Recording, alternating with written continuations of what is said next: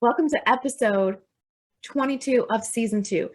This episode is how to thrive during the holidays. We are going to talk about how to thrive during the holidays because for many people, the holidays can be hard if you identify having a chaotic family, feel a sense of obligation, feel a lot of stress from high intensity of expectations, feel isolated, or have lost a loved one around the season. We are going to talk about why it can be hard, and I'm going to give you some tips to help you thrive during the season with less stress. I'm Carla Hunt, CEO and founder of Prioritizing Peace and the host of the Unapologetically Prioritizing Peace podcast. Stay tuned until the end where I will recap the key tips. As a reminder from episode 14, burnout is a state of emotional, physical, and/or mental exhaustion caused by excessive and prolonged stress. It occurs when you feel overwhelmed, emotionally drained, and unable to meet constant demands. A lot of people get burnt out during the holidays. Check out episode 14 for the full details about burnout. Many of us easily become hyper-focused on consumption once the holiday season begins. And your ability to tend to your own mental wellness decreases because of that hyper-focus on external things like gifts, food, drinks, etc. It's easy to neglect our well-being during the next 3 to 4 months because it's an excuse to eat more, drink more, and shop more. The holidays are hard on your well-being, and cardiologists refer to this time of year as the Merry Christmas coronary or the Happy New Year heart attack. This is because research has shown there are consistently 33% more coronary deaths recorded in December and January than there are from June to September. Cold weather can increase blood pressure, but this research was conducted in Los Angeles, which controls for cold weather because it's consistently warm. The reasons for these coronary deaths are more likely related to increased emotional stress, unhealthy eating, and excess alcohol. We do drink and eat significantly more during the holidays. The number of DUI-related stops goes up 33% around Christmas, and 42% of accidents on New Year's Eve are DUI-related alone. There are also several studies associated with gaining weight around the holidays. Some studies found that Americans will gain as much as 7 pounds during the holidays, and it can take several months to lose it, if at all. Make your indulgences intentional with mindful eating. Mindfully eat those foods that are most important to you during the holidays and leave the rest. Eat slower, eat normal sized portions, use regular sized or even smaller sized plate, and stop eating when you feel full. Decide how many drinks you will have before you go to an event and do not have more than that so you don't overdrink. Be sure to drink plenty of water. Get good sleep. Poor sleep and lack of sleep contributes to weight gain during the holidays because sleep deprivation increases hunger hormones. Even if you don't have structured exercises in your routine, try walking around your neighborhood with your family to check out holiday lights. Walking outside significantly boosts energy and mood, according to research. Natural light can be limited depending on where you live during the winter, and the days are shorter. A decrease in sunlight can impact circadian rhythm and your mood, which is the mechanism for seasonal affective disorder. I recommend a sunshine lamp for the winter and rainy days to help offset the decrease in sunlight. There's a link in the description below to a really great sunshine light simulator lamp.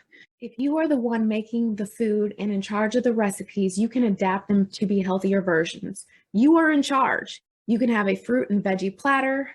When I'm in charge of the food, I make some things that everyone likes to eat, like the classics, one thing specific for a person that I personally won't eat. And then I make sure there are several things for myself that I will enjoy eating. If I'm spending all day making food, you better believe I'm accommodating myself before everyone else. And there's things that meet my needs and my wants for my well-being.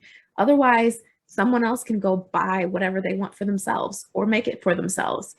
I really want you all to remember that you are in charge of yourself this holiday season. For those of you with chaotic families, I first have a question for you. Do you want to attend those family holiday events? If the answer is no, then why are you going? Don't go to an event that causes your nervous system to feel dysregulated.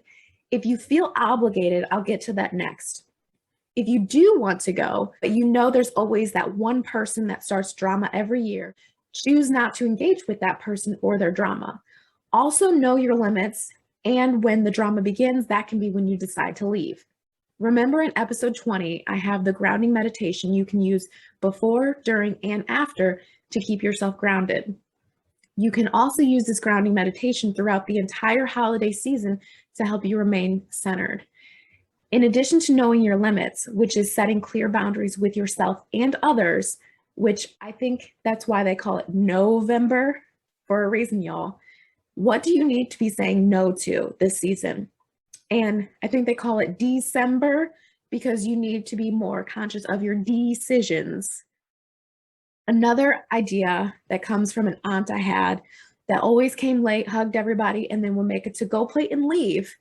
The technique would be, as I just said, to come late, say hello, make a to-go plate, and leave. Now, this technique will not work well for you if you are concerned about what everyone will think. Because if you have people in your family that like to start drama, this will now make you the topic of discussion. So you want to be mindful of every decision that you make during the holiday season. It needs to start with your peace in mind. What will make this event, this season, enjoyable for you? It's okay to ask questions before you make a decision to attend an event. It's okay to ask who all will be there. If you have concerns about your health and are still navigating being in large groups of people, you can ask what socially distant precautions are being taken to help you make your decision. You need to decide what will make you feel most comfortable, safe, and secure, and then do that. For those of you that feel obligated to do things during the holiday season, inquire within yourself what makes you feel obligated to go to every holiday event, and if this is a valid reason for you to participate. A lot of obligation stems from guilt trips or a sense of perceived guilt. I personally don't do guilt trips and won't do whatever the thing is because it changes the energy and it's exhausting. Guilt trips are manipulation, even if they are well-meaning. It's emotional manipulation. And if I choose to do something, I want to do it without being made to feel guilty or obligated to do so, which is why the real reason you want someone to be there for the holiday season should be made known. You have several options. You can continue to go under the pressure of guilt. No judgment. Do you. Not go because you have no reason to feel guilty for whatever it is they're trying to make you feel guilty for. Or this one, which I haven't had the opportunity to use since my grandma died and our family stopped getting together, but it's asking what's really going on, calling out the error in the guilt trip and directly asking what's really going on. A lot of people want to be around you during the holidays and they miss you. And instead of just saying, hey, I miss you, I would like to spend time with you, we have developed all these unhealthy coping mechanisms like guilt trips to convey that message instead of saying what we mean and meaning what we say. Another example of how this can show up is when someone says things like, you took too long at the store. You could respond to them and say, you can just say you missed me, right? We are not trained well in saying our needs and wants directly. We say things indirectly with armor around it because we fear rejection, even with the people we are closest to. Your ego and pride gets in the way, but communication is key. When we can ask good questions in a non-judgmental and compassionate way to find out what's going on, we have the opportunity to create understanding, which releases that guilt, obligation, and heaviness. There's also the opportunity to now have an open discussion about scheduling when you communicate to address wanting to go to multiple events and having conflicts, which brings up another stressor during the holidays, and that's navigating multiple holiday events for people who have parents that have split or are also creating their own families with their partner, and they have their partner's families to navigate spending the holidays with as well. A lot of people become really rigid in tradition. If the pandemic has taught us anything, traditions have to be adaptable and flexible. The entire ability for a tradition to survive is on the people who carry it on. So I encourage you to look at it from a different perspective, that it's not the day or the venue or even perhaps several other factors that could be modified. But it's the connection of people when you get together for that particular tradition that makes it meaningful. It might be family tradition to open gifts together on Christmas Day, for example, but what if someone can't make it? And you can insert any reason that they can't attend, but are you going to guilt trip them by saying the whole tradition is ruined because they won't be able to be there on Christmas Day? I certainly hope not. What I hope is that you would adapt and get them on a Zoom call or a FaceTime, change the day to Christmas Eve or even the day after. Like I said, it's not about the tradition itself. What makes it special are the people who are carrying it on. If the people aren't carrying it on, the tradition will die. So instead of having pride and ego get in the way and letting traditions die, I think it's more important to allow the adaptation of traditions so people can carry them on most effectively. It's becoming more and more common as families co-parent, have better communication, and can cohesively come together to organize the holidays so that there's less traveling to multiple locations. You can't make your parents do anything that they don't want to, and you don't have to do anything that you don't want to when it comes to co-parenting and simplifying the holidays in ways to make it less events and less traveling each year. But with that same train of thought, you also don't have to go to several events or travel a ton if you don't want to.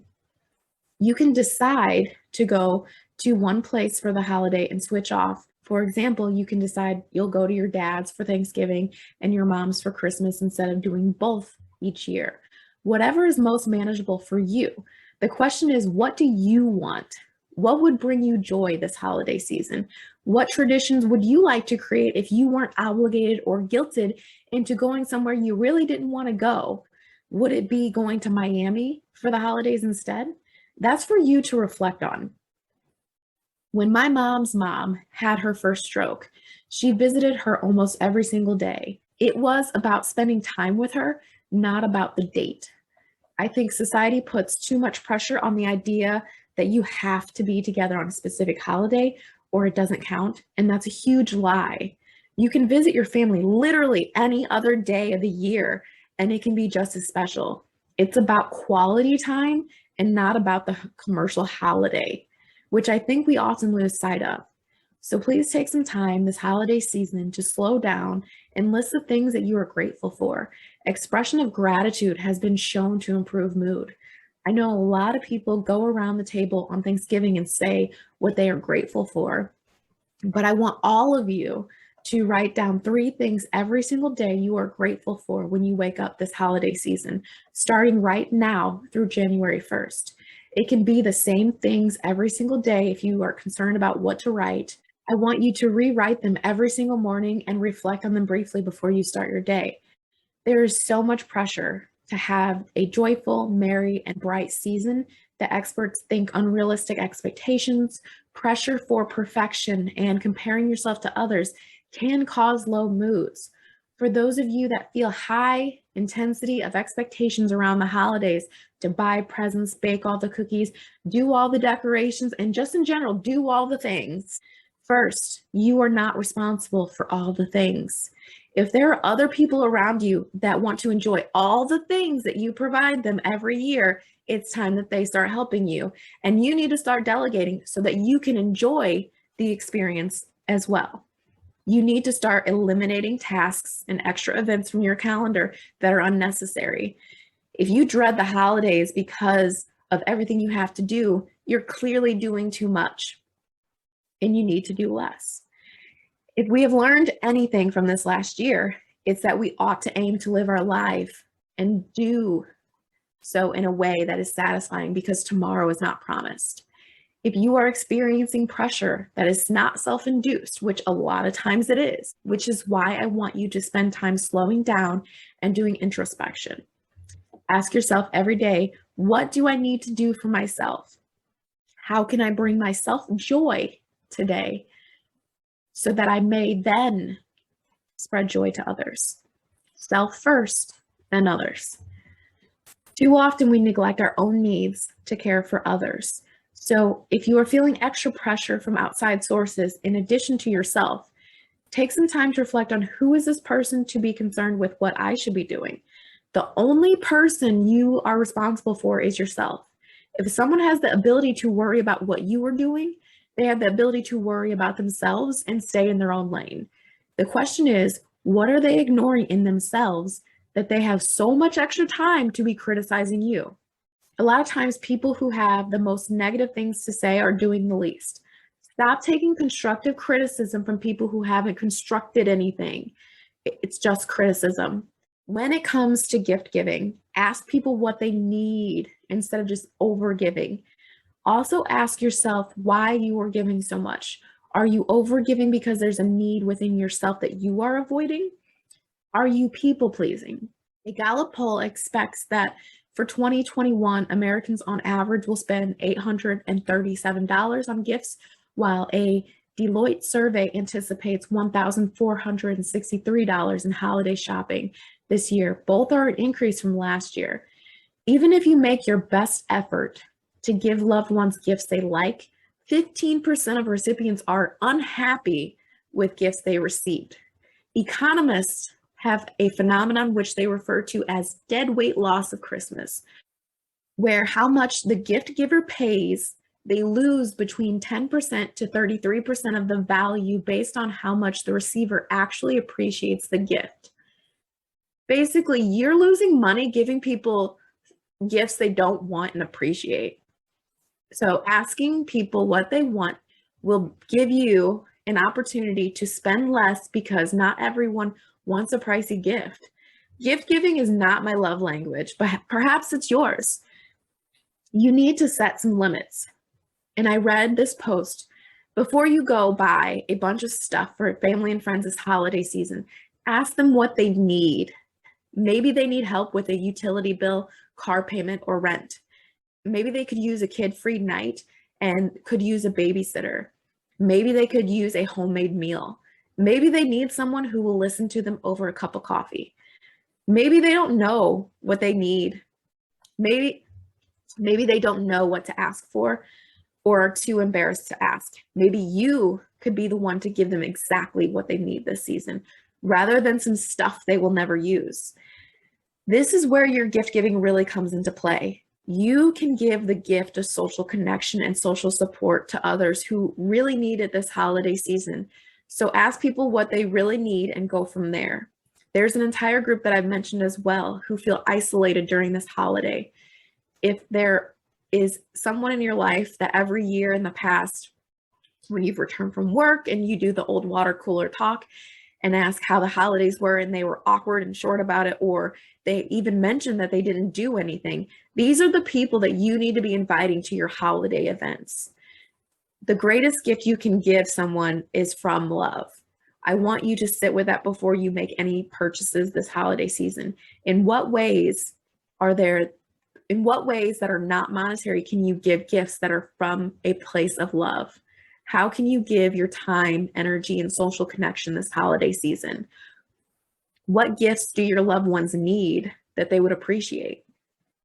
Furthermore, if you are doing all the cooking, ask yourself what you can delegate to other people, either in your household or to the people who are attending the event. If everyone is going to be in the same place eating the same food anyway, why not have a potluck style and take some of the responsibility off yourself? Have people volunteer for what they are good at making, or assign people to what you know they are good at making. If you are the doers, and I pray that you are organized, that will make your life a lot easier. And I'll tell you what I do. I organize everything by temperature from lowest to hottest when cooking the day of. I cook any and all desserts at least 1 to 2 days before, depending on how many I decide to make. I even have my shopping list organized by the way the store is set up for every single recipe item I will need. So I go into the store, I know exactly what all I need for all the different ingredients, and I just sweep the store and leave. How are you making things easier on yourself? Can your kids go to the store, pick up all your groceries? Can your husband? Can you just order things on Instacart and have it delivered? What are you literally doing to make things easier on yourself? Have you started your shopping now? And by now, I mean probably last week. So take a deep breath, get your list together. For those of you that feel isolated, and could be for any number of reasons. You could still be dealing with quarantine issues. You could be a person that moved to a new city that's just trying to settle in and make new friends. You might not have a lot of family left for a variety of reasons. Regardless of the reasons, you feel isolated during the holiday season.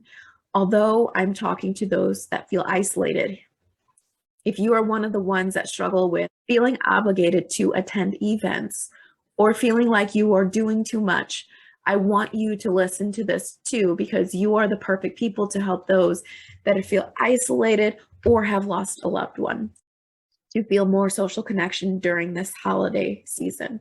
Instead of doing that event you feel obligated to go to, plan your own event that will bring you joy. Better yet, attend something using the Meetup or Facebook app or other networking platforms that are already planned. For those of you that feel isolated, I want you to do the same. Use the Meetup or Facebook apps or other networking platforms and attend something that someone else has already planned. Your homework is to attend one social event per month or more, preferably in person at your discretion. Your second homework assignment is to text or direct message two different people separately you know will respond to make plans with.